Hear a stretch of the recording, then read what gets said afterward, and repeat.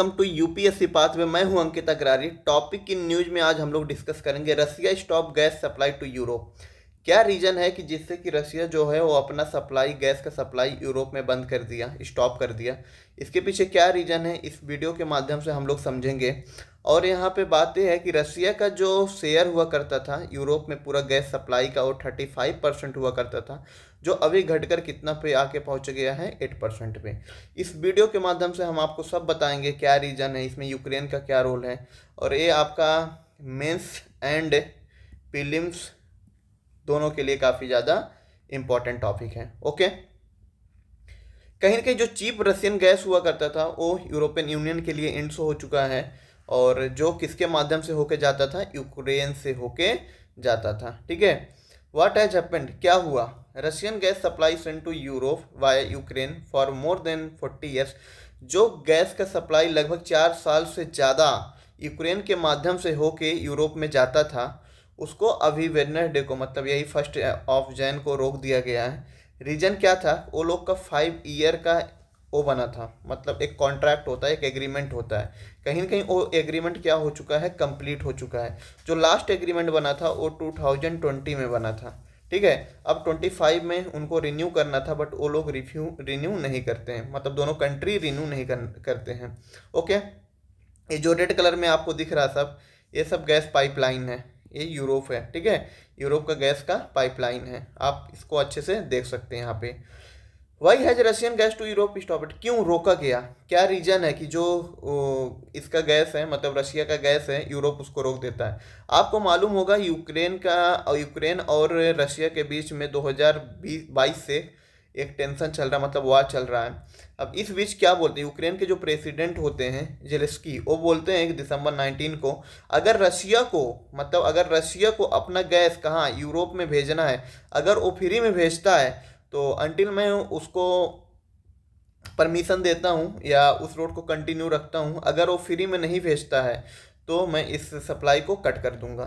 But क्या आपको लगता है, क्या आपको ये चीज़ लगता है? अच्छा, आप लोग कमेंट बॉक्स में एक चीज़ जरूर बताइए, वर्ल्ड का लार्जेस्ट गैस प्रोड्यूसिंग कंट्री कौन सा है पूरे वर्ल्ड में? ठीक है, क्या आपको लगता है कि रशिया जो है वो फ्री में गैस सप्लाई यूरोप में करेगा? कोई अपना बिना फ़ायदा का कोई काम नहीं करता। आज अगर आप लोग ये वीडियो देख रहे हैं, कुछ ना कुछ इंटेंशन होगा आपको, या मैं बना रहा हूँ मेरा भी कुछ ना कुछ इंटेंशन होगा, मतलब कहीं ना कहीं बेनिफिट, कोई बिना बेनिफिट का कोई काम नहीं करेगा। और ये जो रिन्यू करना था, इसमें दोनों लोग पीछे हटे, मतलब कहीं ना कहीं चाहे वो यूक्रेन हुआ चाहे वो बात रशिया का हुआ, दोनों लोग कहीं ना कहीं रिन्यू नहीं करना चाहते थे। चाहे वो हम लोग बात करेंगे रशिया की तरफ से चाहे यूक्रेन की तरफ से। Okay, as a result deal with the sign, जैसे कि मैं लास्ट बताया कि 2020 में लास्ट साइन हुआ था, जिसको एक्सटेंड करने का टाइम था 2025 में, बट उसको किया नहीं गया। ओके, रशियन एनर्जी का जो जॉइंट कंपनी है उसका नाम है गैज़प्रॉम। वो बोलता है कि पूरी तरह से हमारा जो गैस का सप्लाई है यूरोप में वो रोक दिया गया। दूसरी तरफ यूक्रेन के जो एनर्जी मिनिस्टर होते हैं जर्मन, वो भी स्टेटमेंट देते हैं कि रशिया का जो गैस का सप्लाई अगर हम रोकते हैं, इससे कहीं ना कहीं रशिया जो है वो अपना मार्केट को क्या करेगा, लूज करेगा। मार्केट लूज करने की वजह से जिससे कि रशिया में कहीं ना कहीं इकोनॉमिक ग्रोथ में उसका डाउनफॉल देखने को मिलेगा। क्योंकि अगर वो मार्केट लूज करेगा तो उसका तो कहीं ना कहीं जो एक्सपोर्ट है, रशिया का एक्सपोर्ट जो है डाउन होगा, एक्सपोर्ट डाउन होगा तो इनफ्लो ऑफ करेंसी क्या होगा, वो भी डाउन होगा।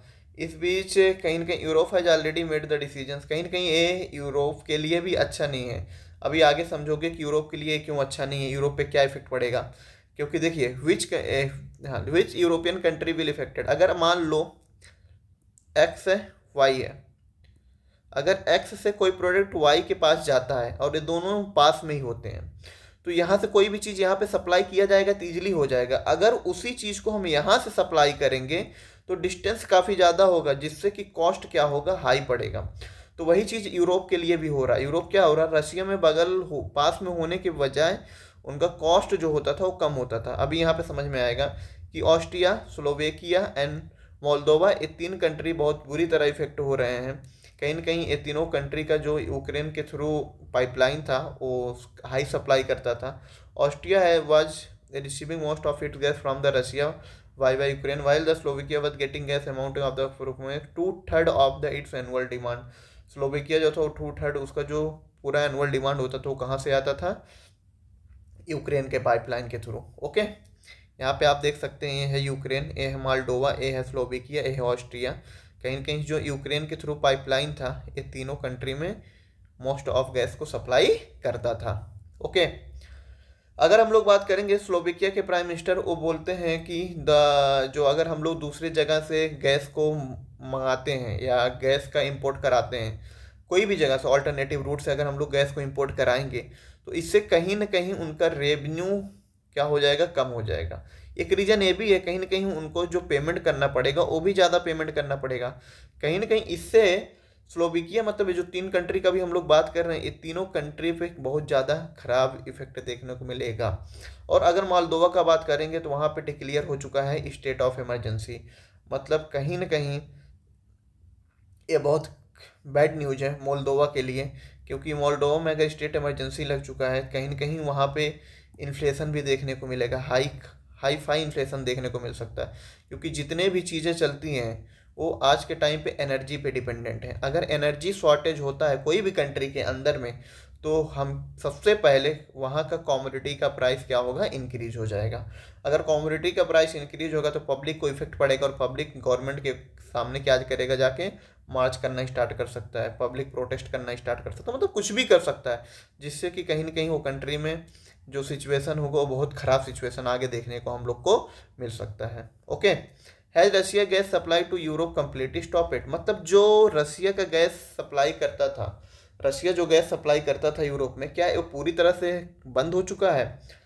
अभी अगर हम लोग बात करेंगे, अभी भी एक तुर्क स्ट्रीम बोल के स्ट्रीम पाइपलाइन है, तुर्क स्ट्रीम अगर हम लोग बात करते हैं, ए वाला पाइपलाइन है, ये अभी कंटिन्यू चल रहा है। बाकी ए अगर हम लोग चारों का बात करेंगे ऑलरेडी बंद हो चुका है। ठीक है, जैसे अमान हो गया, यापू हो गया, उसके बाद नॉर्ड स्ट्रीम हो गया, ये सब ऑलरेडी बंद हो चुके हैं।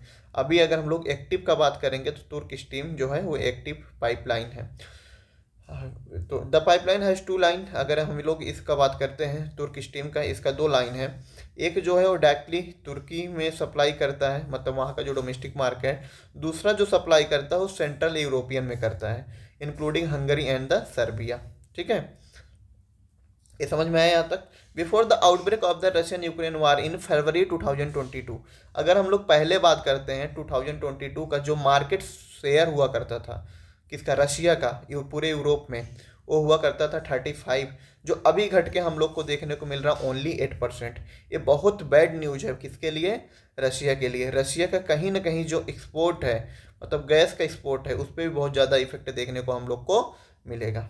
ओके, यहाँ पे हम लोग देख सकते हैं क्या है कंडीशन। 2021, 22, 23, 24 डे बाय डे हम लोग को डिक्रीज ही देखने को मिलता है। Okay, alternative option for Europe. Europe के लिए ऑल्टरनेटिव ऑप्शन क्या है? मैं जैसे कि पिछला स्लाइड में ही बात किया था कि अगर आपको कोई प्रोडक्ट बगल से मंगाना है तो हो सकता है आपका ट्रांसपोर्टेशन कॉस्ट कम पड़ेगा, आपके लिए बहुत सारे एडवांटेज हैं। बट वही प्रोडक्ट को अगर यहाँ से मंगाना है तो आपको उसका प्राइस क्या देखने को मिलेगा? हाई देखने को मिलेगा। यही चीज़ कहीं ना कहीं किसके साथ हो रहा है? यूरोपियन कंट्री के साथ। Europe has been trying to reduce its reliance on the Russian gas. कहीं ना कहीं यूरोप जो कोशिश कर रहा है वो रशियन गैस के साथ अपना रिलायंस कम करना चाहता है, जिसके लिए एलएनजी का इंपोर्ट करा रहा है, कहाँ से? कतर से एंड यूएस से। और साथ में अगर हम लोग बात करेंगे तो नॉर्वे से भी देखने को मिल रहा है गैस का सप्लाई। एक चीज़ याद है, ये चीज़ देखना, ये जो है ना डॉट डॉट डॉट, एक टर्मिनल है गैस का। मतलब कहीं ना कहीं जो यूरोप का हम लोग को इंफ्रा का बात करेंगे काफ़ी बेटर है। एक टर्मिनल होने की वजह से गैस को ईजिली वो लोग पूरे अपने हर एक कंट्री में ईजिली वो लोग सप्लाई कर सकते हैं टर्मिनल के थ्रू। बट क्या टर्मिनल से ही उनको गैस चीप प्रोवाइड कर लेंगे? क्या टर्मिनल से पूरे रशिया में पूरे यूरोप में गैस इजीली सप्लाई कर लेंगे? ये भी एक बहुत बड़ा मैटर हो सकता है। किसके लिए? यूरोप के लिए। Okay, A large energy supply in the Slovakia SPC said in a statement Wednesday that it was prepared for the transition and would supply its customer through alternative route। कहीं न कहीं जो SPC हैं उन्होंने बोलते हैं कि हम लोग कहीं न कहीं अल्टरनेटिव रूट का तैयारी कर रहे हैं आगे से गैस सप्लाई का। इससे क्या हो सकता है, काफ़ी ज़्यादा एडिशनल कॉस्ट पड़ेगा। एडिशनल कॉस्ट पड़ने की वजह से वहाँ का प्राइस क्या होगा, इंक्रीज होगा। जो मैं लास्ट स्लाइड में बताया उससे क्या इफेक्ट पड़ सकता है वहाँ के इकोनॉमिक में। यह है आप लोग के लिए क्वेश्चन। जैसे कि मैं स्टार्टिंग में ही बताया आपको, एमसीक्यू बेस्ड जो प्रीलिम्स के लिए क्वेश्चन बन सकते हैं, इसका आंसर आप लोग जरूर करना कमेंट बॉक्स में। Thank you so much.